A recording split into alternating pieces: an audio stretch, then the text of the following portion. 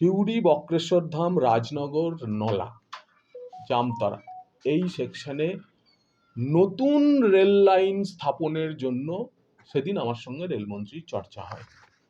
সিউড়ি, বক্রেশ্বরধাম, রাজনগর, নলা, জামতরা এই সেকশনের জন্য নতুন রেল লাইন স্থাপনের জন্য আমার সঙ্গে সেদিন রেলমন্ত্রীর চর্চা হয় এবং পুরো পরিপ্রেক্ষিত বিচার করে সেখানে বসেই রেলমন্ত্রী ফিল্ড লেভেল সার্ভে অর্থাৎ একেবারে সরজমিনে এই প্রকল্পটি করা সম্ভব কিনা তার বাস্তবিকতা দেখার জন্য সমীক্ষার নির্দেশ দিয়েছেন।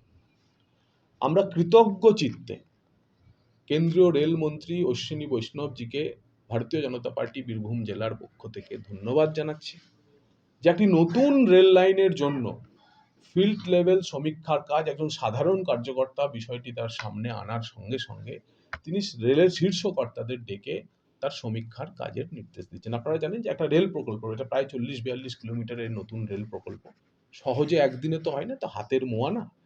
কিন্তু পলিসি ডিসিশন হয়ে যাওয়া রেলের পক্ষ থেকে, রেলওয়ে বোর্ডের পক্ষ থেকে যে হ্যাঁ এটা আমরা নিতে পারি, এই কাজটা আমরা নেব, তার সমীক্ষা করব। আমার ধারণা বীরভূমের রেল যোগাযোগের ক্ষেত্রে গত 78 বছরে এই জিনিস হয়নি। আমরা ছোটবেলা থেকে শহরে বড় হয়েছি যে ভোরবেলায় সিউড়ি থেকে একটা ট্রেন কলকাতা শহরে যাবে আর সব কাজ শেষ করে সেই ট্রেনেই আবার ফিরবো। এই জিনিস সিউড়ি থেকে হয়নি। ভারতীয় জনতা পার্টির আমলেই তা আমরা করে দেখিয়েছি। গত 3 বছর ধরে সিউড়ি শিয়ালদা মেমু এক্সপ্রেস সেই কারণে অত্যন্ত জনপ্রিয় হয়েছে যে ঠিক 5টা 5:30টায় আমরা এখান থেকে রওনা দিই, সমস্ত কাজ মিটিয়ে শিয়ালদা স্টেশন থেকে ট্রেন ধরে আমরা বাড়ি ফিরতে পারি। তারই দাবি ছিল চিনপাই স্টেশন। এবার একটি নতুন ট্রেন লাইন, এবং আমার কাছেও কিছুটা অবিশ্বাস্য লাগছিল। আমি ভাবছিলাম হয়তো যে আমি দাবি জানাচ্ছি, স্থানীয় মানুষ আমায় বলেছে তাদের প্রতিনিধি হিসেবে আমি সাধারণভাবে দাবি জানাতে যাব, কিন্তু উনি যে পুরো ব্যাপারটা শুনে যে রাজনগরের মতো একটা ব্লক, প্রান্তিক ব্লক, মাত্র 36-37 কিলোমিটারের মধ্যে ঝাড়খণ্ড কানেক্টিভিটি হয়ে যাবে, বক্রেশ্বর ধাম রয়েছে, 78-80 বছরে এখানে রেলওয়ে কানেক্টিভিটি নেই, তো এরকম একটি কথা শোনার পরে উনি বললেন যে আমাদের নিশ্চিতভাবে আমি এটার ফিজিবিলিটি স্টাডি করাবো এবং জগন্নাথ আপনি নিশ্চিত তো থাকুন, আমি এখনই ফিল্ড লেভেল সার্ভের অর্ডার দিলাম। আপনারা জানেন রেলের উপর ফিল্ড লেভেল সার্ভের পরেতে pre feasibility study, feasibility study এবং তারপরেতে ল্যান্ড অ্যাকুইজিশনের কাজ, ডিপিআর তৈরি এবং ল্যান্ড অ্যাকুইজিশনের কাজ শুরু হয়। এটা একটু সময় সাপেক্ষ, সময় লাগে, এত বড় একটা প্রজেক্ট। আমার প্রেস কনফারেন্স ডাকা, আমি গিয়ে রিপ্রেজেন্টেশন দিয়ে এসেছি, আমি নিজের ঢাক নিজে পেটানোর জন্য নয়, আমি সে কারণে আজকের প্রেস কনফারেন্স ডাকিনি।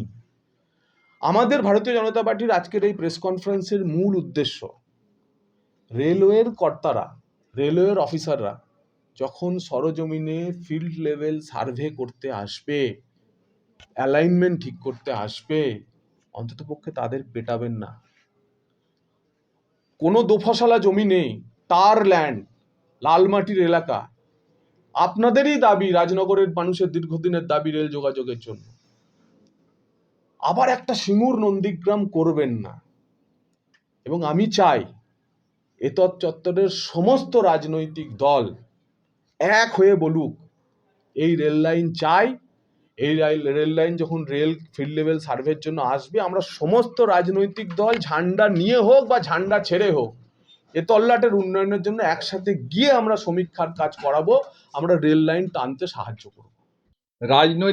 রাজনগরের প্রকল্পের জন্য শুধু নয়, আমরা সারা পশ্চিমবাংলায় বীরভূম জেলার সমস্ত প্রত্যন্তরেও যদি কোনো উন্নয়নের কর্মসূচি হয় নিশ্চয়ই আমরা সবার সাথে থাকবো।